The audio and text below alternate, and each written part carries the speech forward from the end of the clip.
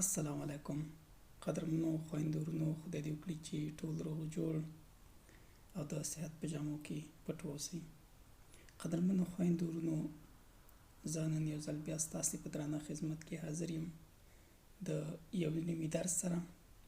خدای دې وکړي چې د ویډیو تر پایه راسره پاتې شئ او له دغه ویډیو څخه یو څه زده کړئ او په خپل ورځني ژوند کې ترې استفاده وکړئ. نو راځو قدرمنو خویندو ورونو خپل درس ته. زموږ نننی درس د das Haus یا د ودانۍ په باره کې دی یا د کور په باره کې. په لاندې برخه کې موږ سره قدرمنو خویندو ورونو لیکل شوي دي die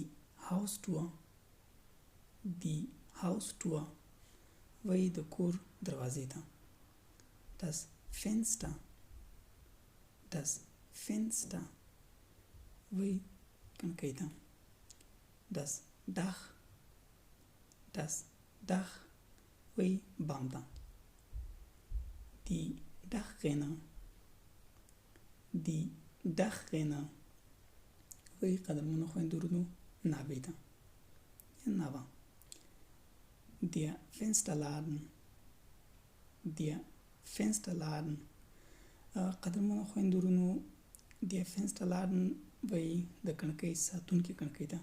د دې څخه مطلب دا دی قدرمنو خویندو ورونو، تاسو به لیدلي وي چې د کړکیو مخې ته یو محافظوي یا داسې یو کړکۍ غوندې وي یا داسې یو شی وي چې هغې څخه کړکۍ شیشه یا کړکۍ ترې ساتي که نه، چې کړکۍ ماته نه شي یا شیشه ماته نه شي، فرض مثال یعنې کړکۍ ترې ساتي. نو دې ته وایي der Fensterladen. die Fensterbank وایي رپک ته یا تاقچې ته. die Hausmauer وایي د کور دیوال ته. die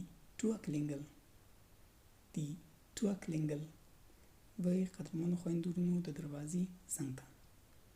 die Treppe وایي قدرمنو خویندو ورونو زینې ته.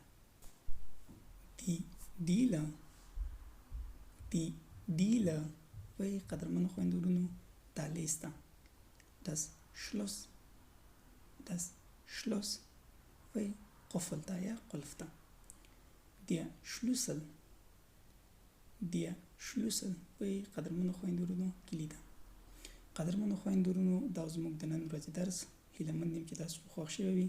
انشاءالله زموږ را روان درسونه به د کور د نورو لوازمو په باره کې وي. فرض مثال هغه لوازم چې موږ تراستی په اشپزخانه کې استفاده کوو، یا هغه لوازم یا هغه سامان چې هغې څخه موږ په بونې کې استفاده کوو، فرض مثال یعنې د ناستې په کوټه کې. نو را روان درسونه به مو د دې په باره کې وي.